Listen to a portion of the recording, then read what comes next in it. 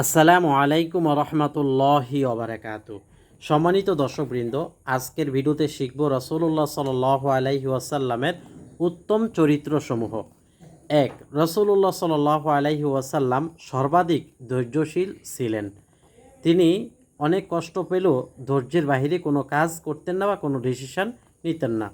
২. সকলের চেয়ে বেশি সহনশীল ছিলেন, মানে যে কোনো কষ্টের জিনিস সহিয়ে নিতেন, মানে নিজেকে মানিয়ে নিতেন।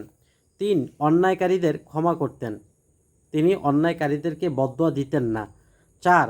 সুব্যবহারকারীদের সাথে ভালো ব্যবহার করতেন। ৫. যে ব্যক্তি কিছু দিত না তাকে তিনি দিতেন, তার কাছ থেকে নেওয়ার আশা করতেন না। যে তার উপর জুলুম করত তিনি তাকে ক্ষমা করতেন, মাফ করে দিতেন, বদদোয়া দিতেন না বা প্রতিশোধ নিতেন না। দরিদ্র ও অসহায় রোগীদের দেখার জন্য তাশরিফ নিতেন এবং নিজ হাতে তাদের কাজ করে দিতেন। সুবহানাল্লাহ। আমি মনে করি প্রত্যেকটা মুসলমানদের জন্য এগুলো একটি চার্ট তৈরি করে লিখে ঘরের দেয়ালে কস্টিপ দিয়ে লাগিয়ে রাখা। প্রতিটা মুহূর্ত, প্রতিটা সময়, প্রতিটা দিন এগুলো দেখে দেখে আমাদের জীবনকে পরিশুদ্ধ করে নেওয়া এবং সুন্দর করে নেওয়া।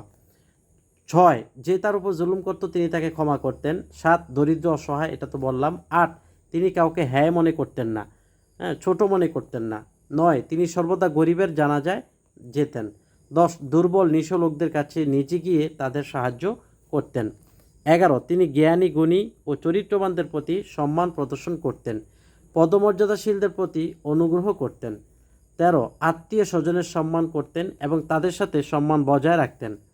১৪. তিনি কখনো প্রতিশোধ নিতেন না। ১৫. জিহাদ ছাড়া কোনো দিন কাউকে প্রহার করেননি, না কোনো খাদেমকে, না কোনো স্ত্রী বাদীদেরকে।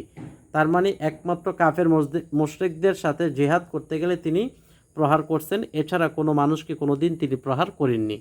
নিজের কাপড় নিজে ধৌত করতেন ও তালি লাগাতেন, নিজের পাদুকা নিজেই সেলাই করতেন, নিজ হাতে পারিবারিক কাজকর্ম করতেন, বাজার সদাই নিজেই বহন করে আনতেন, খাদেমদের সাথে বসে তিনি খানা খেতেন। কাজের লোকদের সাথে এখনকার যুগের লোকেরা খাবার খায় না, ছোট মনে করে, এটা নবীজির চরিত্র ছিল না। ২০. খাদেমের সাথে বসে তিনি খানা খেতেন। ২১. তিনি কখনো কোনো সওয়ালকারীকে, অর্থাৎ কেউ কিছু চাইলে তাকে না বলেননি, বুখারীর হাদিস। ২২. কেউ কিছু ভেঙে বা নষ্ট করে ফেললে রাগ করতেন না, তাকে বুঝিয়ে দিতেন। আল্লাহ যেন আমাদেরকে ২২টি চরিত্র আমাদের জীবনে অনুশীলন করবার তৌফিক দান করেন। এজন্য সকলে বলুন অথবা কমেন্টে লিখুন আমিন।